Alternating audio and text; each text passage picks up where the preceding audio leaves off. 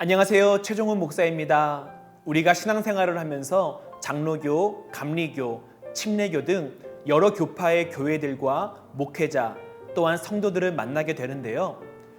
같은 하나님을 믿으면서 왜 이렇게 교파가 많은 것일까? 우리 교회는 어떤 교파에 속해 있을까? 우리 교회와 다른 교파는 혹시 이단은 아닐까? 이러한 궁금증과 의심을 갖기도 합니다.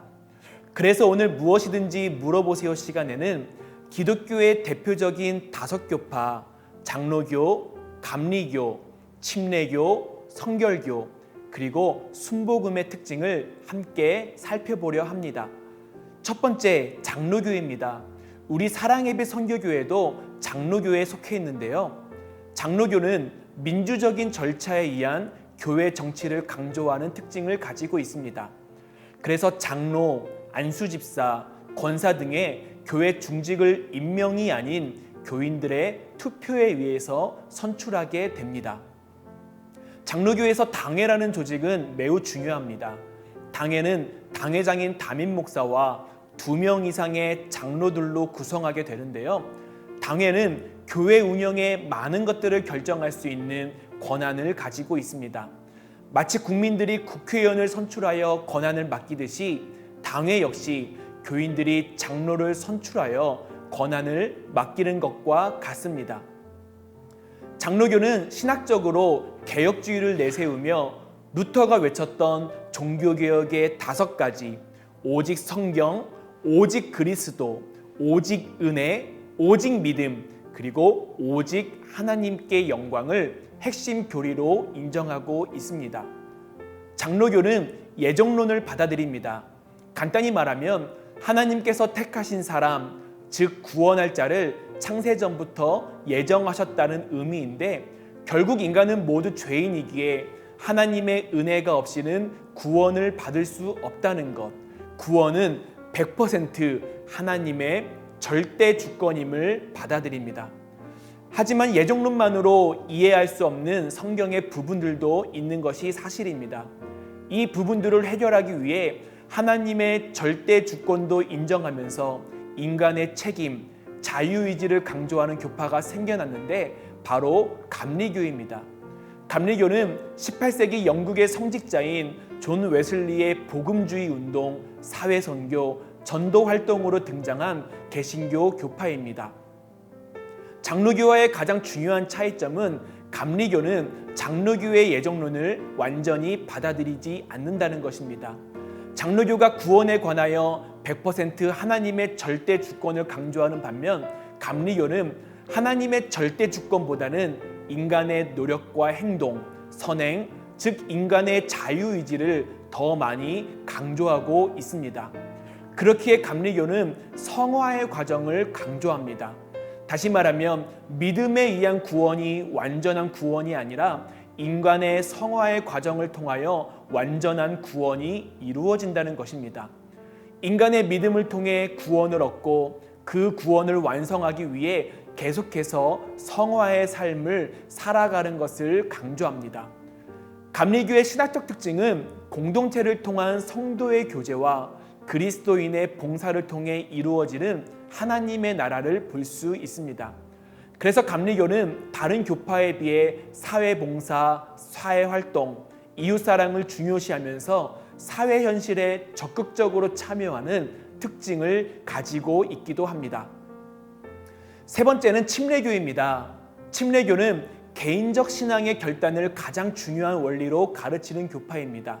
침례교는 예수님에 대한 개인의 신앙과 믿음을 고백한 후 신약 성경에 근거하여 물에 완전히 잠기는 침례를 주장하기 때문에 침례교회라는 명칭을 갖게 되었습니다. 침례교는 성도 개인의 침례와 믿음만으로 이루어지는 구원을 강조하기 때문에 모태신앙과 유아세례의 가치를 인정하지 않습니다. 왜냐하면 구원은 그리스도에 대한 개인의 믿음으로 얻는 은혜이므로 부모가 자녀의 믿음과 구원을 결정할 수 없다고 보기 때문입니다. 침례교의 또 다른 특징은 국가교회의 개념을 거부한다는 것입니다.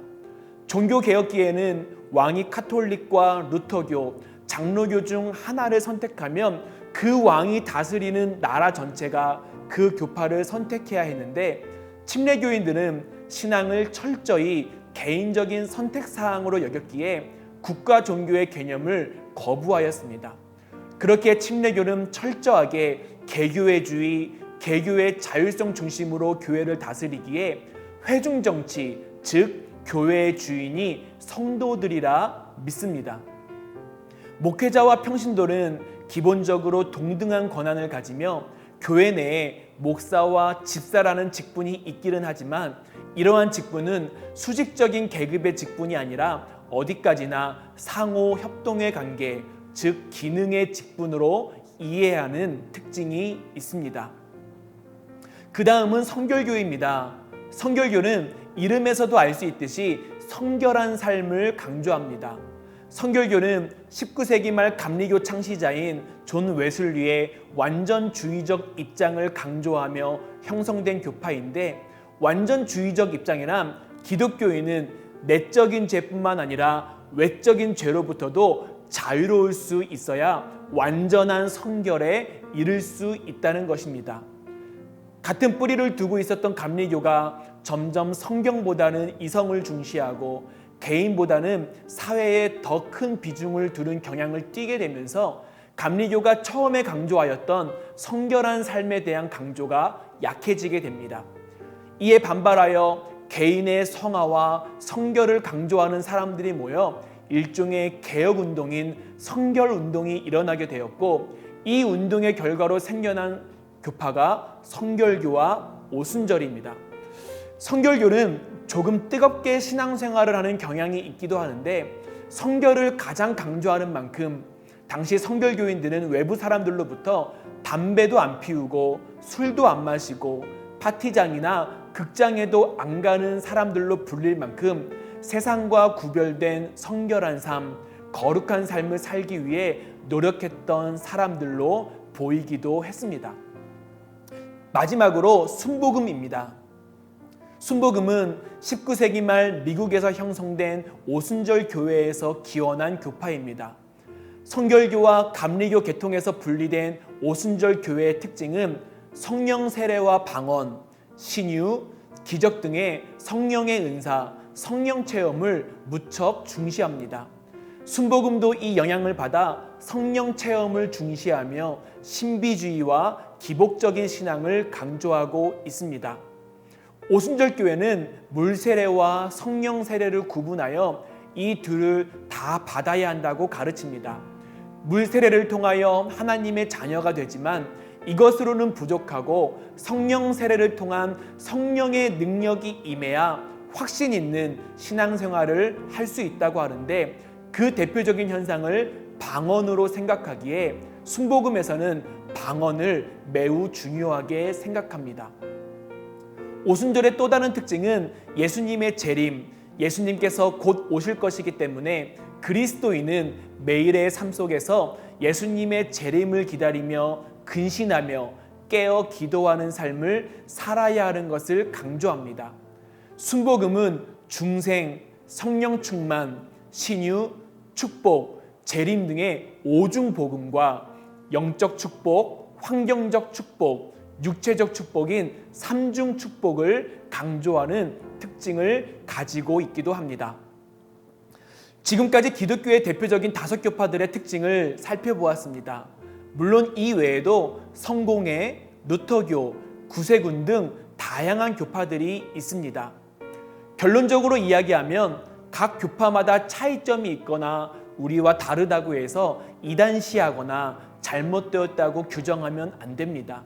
왜냐하면 서로 다른 차이점도 있지만 모두에게는 중요한 공통점이 있기 때문입니다.